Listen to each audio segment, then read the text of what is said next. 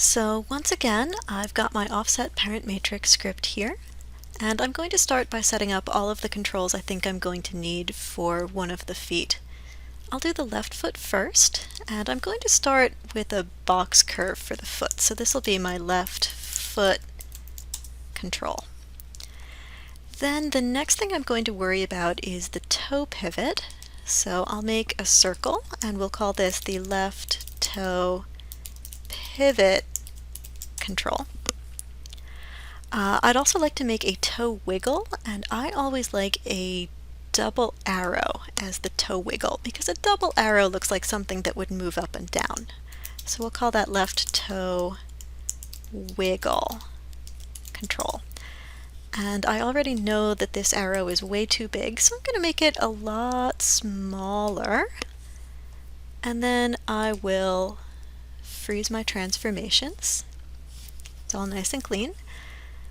And the last thing I'm going to worry about right now is a ball control. So we'll do left ball control. You know what? Let's also do a 4 arrow, which again is way too big. We'll just scale that all the way down and freeze its transformations. And this will become my left knee. This is called a pole vector, so I'm going to call it PV. We'll come back to that. I am going to take the foot control and turn that into the master. So everything is going to become the child of the foot control. And then I've got my toe pivot. I'm going to make the toe pivot the parent of the toe wiggle and the ball control. So at the end, my hierarchy looks like this. And I know that's a little weird, so take some time, look over my hierarchy, and when you're ready, set your own up. So I've got my heel, and I've got my foot control. I will snap curve to joint. Then I've got my toe, and I've got my toe pivot. This is a control select. We will snap to joint there. The toe wiggle is going to stay right in the same place, so I'm not going to move that one. But the ball, there's the ball joint, there is the ball control. I will snap to curve again. So with that taken care of, I just need to change the look of some of these curves. So let me take my reverse joints, that one and that one. I will set them onto the skeleton layer too, so that they are also not selectable. And now I can start shaping my curves. The ball control for me is sideways. So if I turn my character geometry on, what I really want is for this control to isolate where the ball of the foot is. So it's going to be a little tricky, but I'm going to rotate it maybe up like that. Let's see if I can get it a little straighter. I can always scale it together. That looks great. And I'm going to scale that down so it's right around the ball of the foot. I might get a little extra fancy and pull it up. Because I'm moving the control vertices, the pivot point will stay in place and no one will care. So I think that looks pretty good. So I'll go ahead and take the toe pivot and again head over into control vertex mode, and this one is super tricky to select with, but I can do it. I'm pretty tough. Let's turn that off and see what I'm missing. I'm missing that. Shift select that, and I think this one back here, and that should be everybody. So we'll turn the geometry on, and again we just want this to kind of wrap around the toe, so it gives an indication that the toe is going to be a rotate thing here. So that looks pretty good. Next I will go into my arrow curve, see what I can do to select just the vertices in the arrow curve. And this one I'm going to rotate I like it to be in front of the foot, so I'm going to rotate it like every which way. Again, maybe I will just scale it so it's nice and flat. Pull it out a little bit.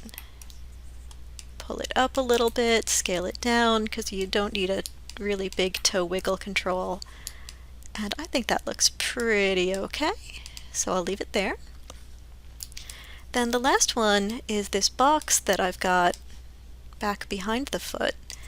I'm going to use this to just box out the foot a little bit.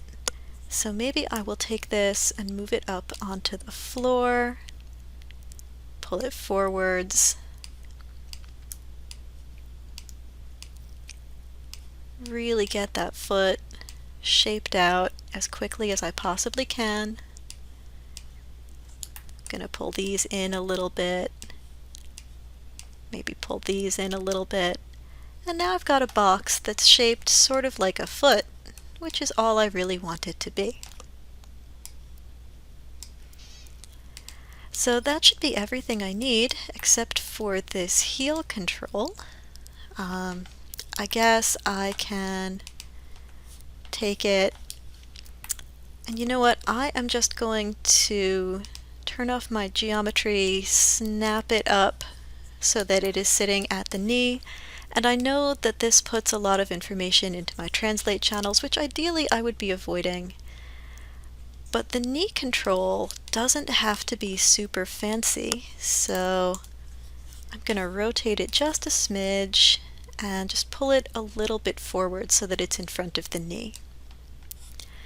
Once I've got it positioned somewhere in front of the knee, I will freeze transformations on it so it goes back to 0, and that should leave everything else in place. So I will Control D to duplicate, use my search and replace names, search for left, replace with right, and then we'll just go through the process of taking all of my right side controls and moving them over to the right.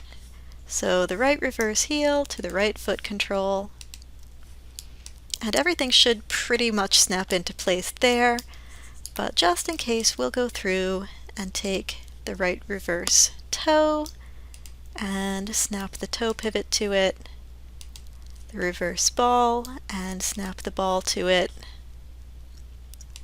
And I honestly don't really care where the knee is, so we'll just leave it like that.